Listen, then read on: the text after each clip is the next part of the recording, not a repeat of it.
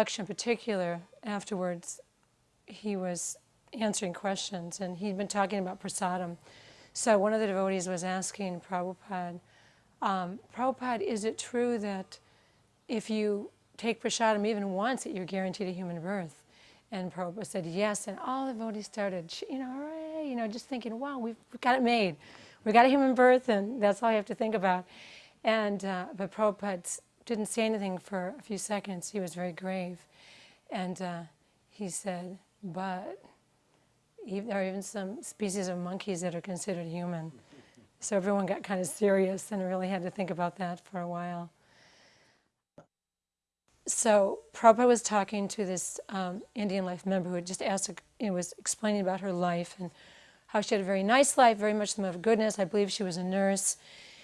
And Prabhupada explained that material world was like a boil, and that it doesn't do much good to just blow on the boil, that it isn't going to make the boil go away, isn't going to cure the boil needs to be lanced. And so similarly, that we need to get to the root of the problem and chant Hare Krishna and get out of this material world and lance our material desires. So he was very, very, very heavy, but expert at preaching.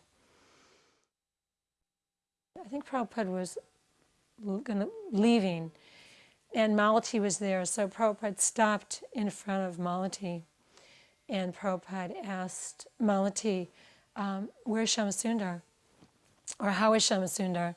And Malati said, oh, Prabhupada, he's having difficulty, and he's gone off, and he's doing this and doing that, and, she was in anxiety, and Prabhupada was very, very concerned. Prabhupada, was almost hurt, and Prabhupada said, he's engaged in so much monkey business. He was surprised. Surprised and hurt was the feeling that I got, but Prabhupada said, what's done is done. You tell him he should come back.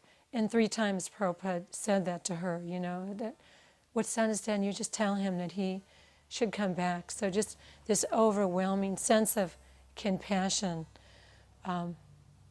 is the feeling that I got, that Prabhupada was really, really concerned about his devotees, wanted them to, be happy and comfortable in spiritual life.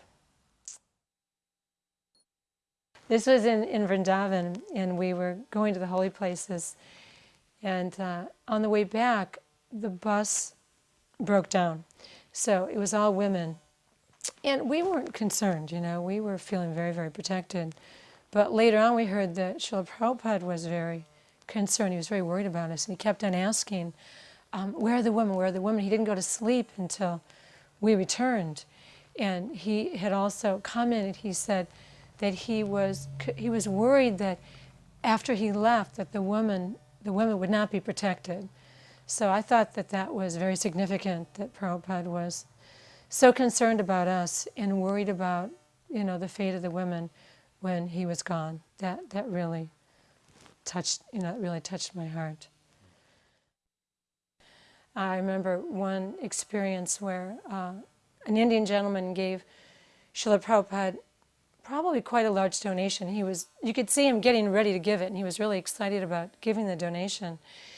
And finally, there was the right time, so he went up and he gave Prabhupada the donation. Prabhupada thanked him, and then Prabhupada kind of stopped everything. He got out his keys, opened up his drawer, put the donation inside the drawer, locked the door, and then went on with it. So it really impressed me how, part of spirituality is practicality and taking care of everything. Prabhupada was very careful with money, and that time was no exception.